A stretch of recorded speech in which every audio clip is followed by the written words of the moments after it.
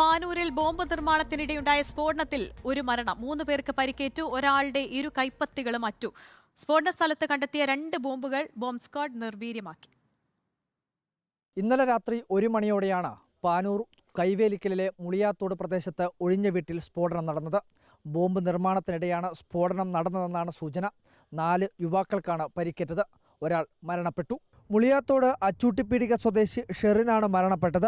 സ്ഫോടനത്തിൽ ഇരു കൈപ്പത്തികളും അറ്റുപോയ വിനീഷ് ഗുരുതരാവസ്ഥയിൽ ചികിത്സയിലാണ്. കൈവിരലുകൾ ചിന്നിച്ചിതറിയതായി നാട്ടുകാർ. ഞാൻ ഒരു 10-15 മണിക്ക് ശേഷം വന്നത്. അപ്പോൾ അവിടെ ഒരു വിരലിൻ്റെ കഷ്ണം കണ്ടിരുന്നു അവിടെ. അപ്പോൾ പോലീസുകാരെല്ലാം മത്തിന് തെറിച്ചു പോണേ ഒരു വിരൽ അവിടെ ഉണ്ടായിരുന്നു. അത് പോലീസുകാർ എടുത്തു കൊണ്ടുപോയി. ഷെറിനും വിനീഷിനും പുറമെ 2 പേർക്ക് കൂടി പരിക്കുണ്ട്.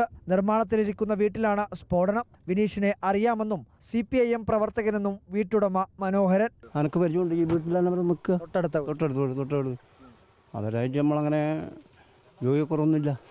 പിന്നെ അവർ നമ്മളെ വീട്ടിലും പറമ്പത്തുണ്ടെങ്കിൽ നമ്മൾ ചോദിക്കൊണ്ട് എന്താ ആവശ്യമൊന്നും ഇവരങ്ങനെ വീട്ടിൽ വന്നിട്ടില്ല.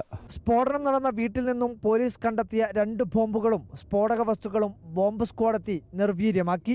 ബോംബ് നിർമ്മാണത്തിൽ കൂടുതൽ പേർക്ക് പങ്കുണ്ടോ എന്നുള്ള കാര്യത്തിൽ വ്യക്തത വന്നിട്ടില്ല.